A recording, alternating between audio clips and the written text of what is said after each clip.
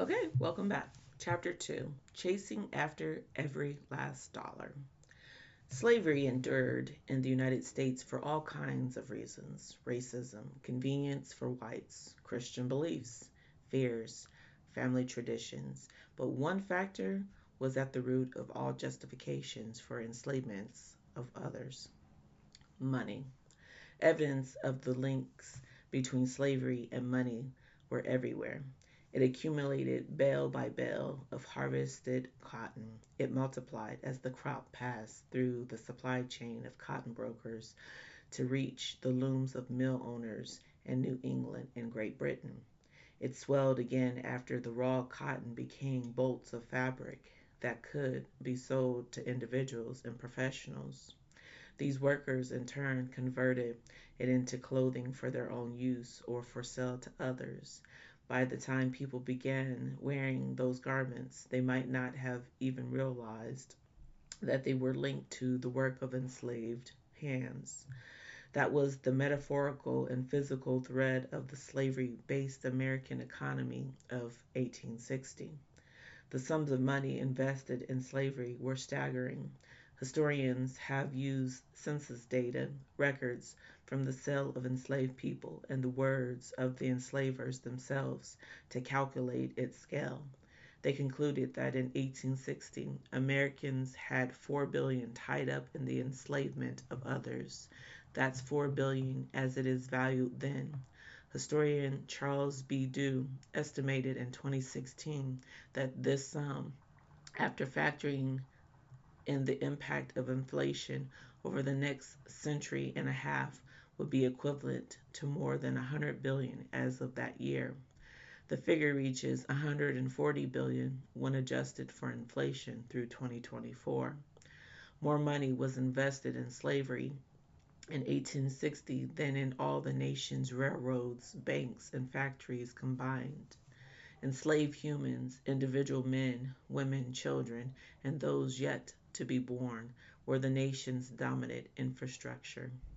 Add in the value of the crops these people raised and the supply web they sustained, and it became easier to see why. Whites perpetuated the institution of slavery. Enslavers could rationalize their presumed ownership and control over other people, and they had many ways to excuse themselves, including the notion that whites were just doing God's will by civilizing a cursed population. But really, it all came back to one thing: money. Inheriting slavery. Consider the side story of the enslaved workers of George Washington Park Cudis. Cudis was born in 1781, exactly 8 years before his step grandfather, George Washington, became the nation's first president. Cudis had been raised at Mount Vernon and eventually inherited considerable family holdings, including multiple pieces of land, several stately homes, and nearly 200 enslaved people. Some of the individuals he held in bondage were old enough to remember being enslaved by George and Martha Washington at Mount Vernon. A few had even been taken up north to serve the first couple during Washington's presidency. Others were their descendants. When Cudis died 76 years later in 1857, the fate of those enslaved people became the concern of the man who had married Cudis's daughter, Mary. His name was Robert E. Lee. Lee would eventually become the celebrated general of rebellious forces for the Confederate States of America. But by the 1850s, he was known instead for his lifelong military service to the United States of America. Born in Virginia in 1807, Lee began his career in 1825 when he was admitted at the age of 18 to the U.S. Military Academy at West Point in New York. 4 years later, he graduated second in class of 46 cadets. He served commendably in the U.S. Army's Corps of Engineers, earned praise for his actions during the Mexican-American War, and spent 3 years as superintendent of the West Point Academy.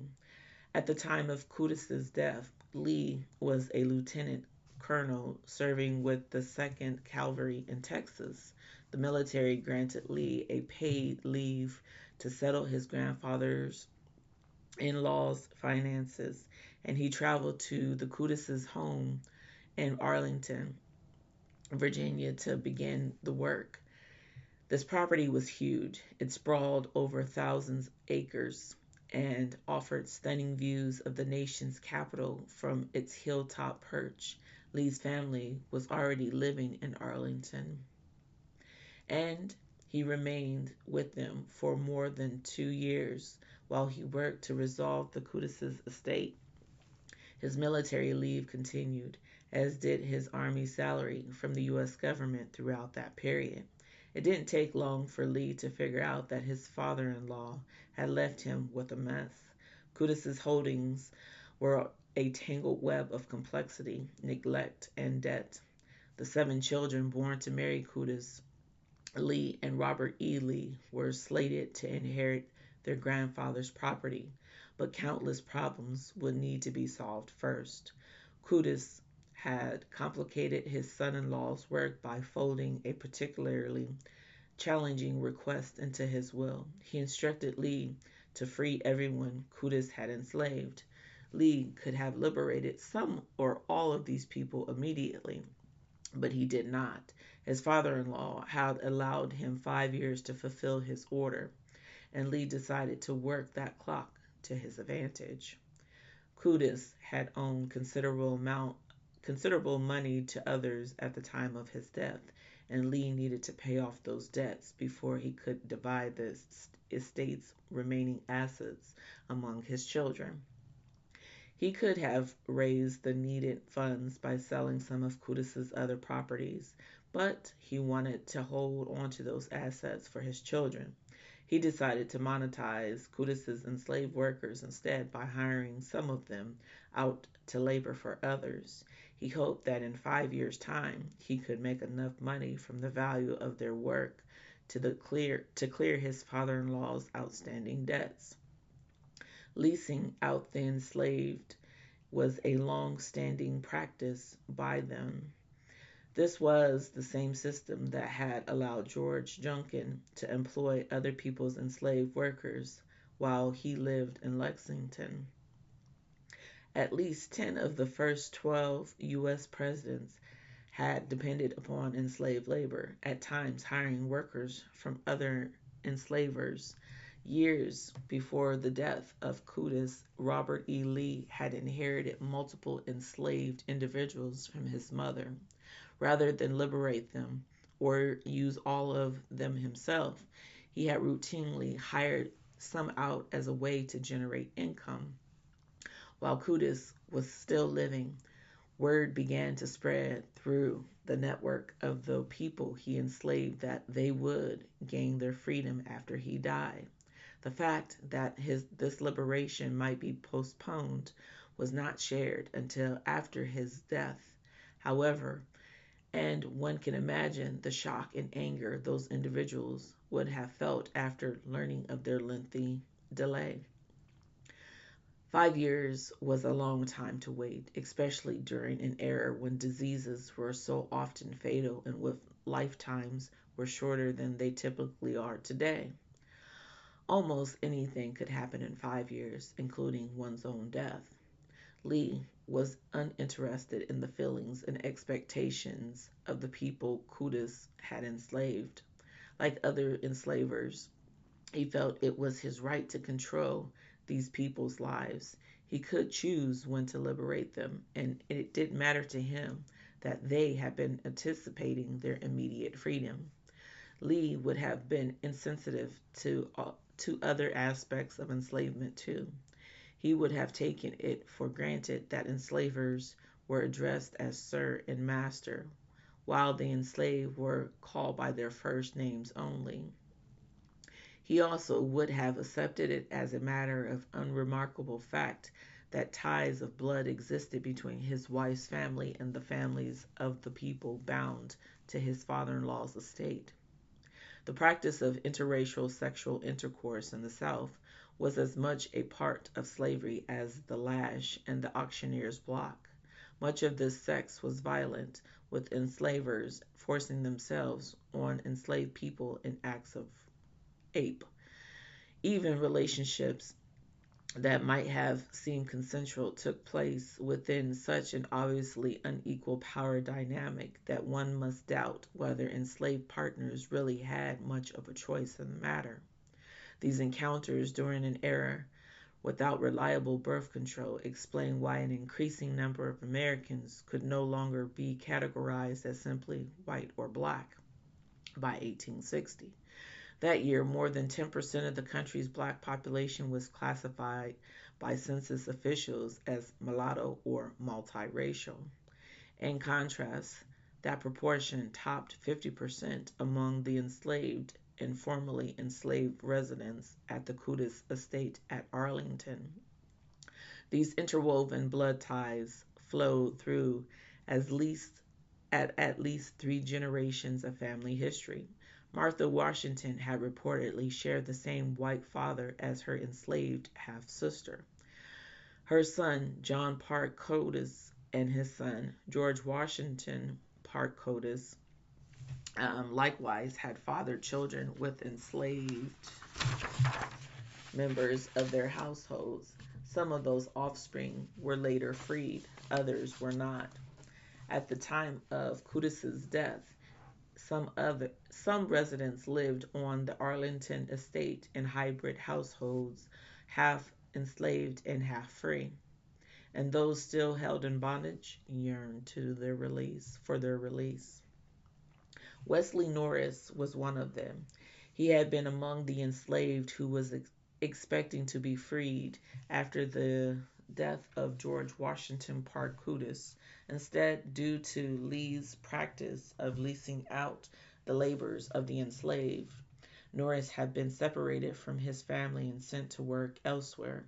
In 1859, 2 years after Cootis's death, when Norris was back at Arlington, he decided to flee. That spring, his young sister Mary and their cousin George Parks joined him in a dash to find sanctuary in the free state of Pennsylvania.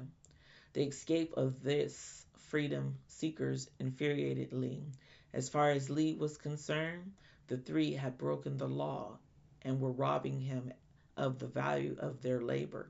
He wanted them back, and he hired a local law enforcement officer named Richard Williams to find them. Williams caught up with the trio in Maryland, about a dozen miles shy of the Pennsylvania border. Lee later paid Williams $321.14 plus expenses for his services, more than 6 times what he previously spent on similar situations. It was staggering sum when put into modern context. Adjusted for inflation, Lee spent the equivalent of more than $11,000 to recover 3 people who were, to him, stolen property. After the war, Norris dictated an account of his capture. Even though he had gained his freedom by then, memories of this treatment in 1859 remained vivid. In 1866, when the National Anti-Slavery Standard published Norris's statement, whites in the North largely believed that Lee had treated those he enslaved with kindness and care. Norris recollected otherwise. Upon their forced return to Arlington, Norris said, the 3 recaptured freedom seekers were immediately taken before General Lee, who demanded the reasons why he had ran away. We frankly told him that we considered ourselves free. He then told us he would teach us a lesson we would never forget. According to Norris, the 3 were tied to posts in a barn and stripped to the waist in preparation for being whipped. State law at the time sanctioned such punishment. Lee ordered 50 lashes each for the 2 men and 20 for Mary Norris. The estate's overseer refused to administer the severe punishment. Lee then turned to Williams, the local law enforcement officer. Williams did not hesitate to pick up a whip. Norris recalled how Lee stood by and encouraged Williams to lay it on well as he wielded the leather weapon and cut open the exposed flesh. Afterward, Lee ordered the overseer to wash the bleeding backs of the enslaved using salt water. This treatment would have added to the victim's agony, for the addition of salt to any wound makes it burn with irritation. The three were further punished by being separated again from their Arlington families. Wesley Norris and George Parks were hired out to work for railroad companies, first in Virginia and later in Alabama. Mary Norris was sent to Richmond and hired out from there.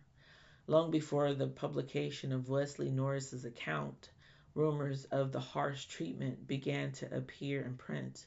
The New York Daily Tribune published a pair of letters in 1859 that reported it had even accused Lee of having whipped Mary Norris himself. The Lee family did not offer a public response to the accusations, and charges were largely ignored. But it was clear from a letter Lee sent soon afterward to one of his sons that he had faced trouble with the enslaved people at Arlington. After Wesley Norris's statement appeared years later, Lee didn't comment publicly either. In private, he denied the man's claims. For more than 100 years, historians accepted Lee's words over Norris's, and Lee gained a reputation as a benevolent enslaver. Earlier this century, however, historian Elizabeth Brown Pryor conducted a meticulous review of primary source documents from the period. She shared the results of her research in her 2007 biography of Lee, Reading the Man. Pryor had been able to painstakingly confirm multiple details of Norris's account, from the timing of the escape to the hiring of Richard Williams to the chronology of their return to Arlington. By revisiting the historical records, she was able to debunk past claims and elevate the word of Wesley Norris over that of his enslavers. Norris wasn't the one who had lied. Lie 3. The Civil War wasn't fought over slavery. It was all about states' rights. After the Civil War, despite overwhelming evidence to the contrary, advocates for the lost cause began to claim that the war had nothing to do with slavery. Such assertions ignore the fact that the preservation of slavery had been a key topic during debates about secession. Most of the South's wealthiest and most influential whites were enslavers. Many felt threatened by Lincoln's election and his opposition to the spread of slavery in the new U.S. territories and states. Before the war began, countless white Southerners had spoken out repeatedly in support of both slavery and secession. They believed they could only preserve the one by undertaking the other. White leaders had also claimed that the 10th Amendment to the U.S. Constitution, with its language about certain rights being reserved to the states, meant that states could ignore federal policies when they disagreed with them. Furthermore, they maintained that one of the rights the Constitution had granted them was the right to secede or withdraw from the Union of States at any time. This so-called states' rights claim was shaky even then. In fact, the U.S. Supreme Court, including justices from the South, had consistently ruled exactly the opposite in the decades that preceded the Civil War. States had neither the right to ignore federal laws nor the right to leave the Union of States. The court said, but after the war was over, many former Confederates claimed the opposite. They repeated the states' rights argument so tirelessly that it came to be accepted as fact. Thus, when considering the history behind the war, it became possible to insist that Confederates had been fighting to defend the U.S. Constitution and its 10th Amendment, not slavery. Fighting to protect the Constitution sounded much more honorable than fighting to maintain the practice of slavery, and the lie took hold. After the war, those who had advocated for secession emphasized this point. Confederates hadn't been rebels at all, they said. They had been patriots fighting to save the principles of the Constitution. Omitted from this line of logic is the obvious point that the right Southern states most wanted to protect was the right to enslave other people. Even if secessionists claimed to have been defending the U.S. Constitution, what they really were defending was the right to be an enslaver. The states' rights argument had proved useful in other cases of conflict with the federal government, too. During the Jim Crow era that followed Reconstruction, it was easy to apply states' rights logic to the issue of voting. White leaders in the South could insist that the states had the right to set their own rules about the process, even if those local laws conflicted with the 15th Amendment, which guaranteed black men the vote. Using this logic, they enacted restrictive voting laws that survived virtually unchecked until the passage of the Voting Rights Act of 1965. Southern white leaders revived the states' rights argument after the 1954 Supreme Court ruling of Brown versus Board of Education ordered the integration of the nation's public schools. The states' rights defense continues to pop up when regional governments try to avoid following the federal policies. Americans are still being misled about the basic facts of the U.S. history because of the states' rights law. Surveys and political polls taken between 2011 and 2019 show that large percentages of Americans believe that the Civil War was fought over the issues of states' rights, not slavery. White Southerners and conservatives were most likely to believe this misrepresentation of history, but so did significant numbers of black Americans. Such results illustrate the extent to which lies can corrupt a nation's understanding of its past and how the passage of time can make it increasingly difficult to correct them. They simply turn from lies into, quote, the truth. That's chapter 2.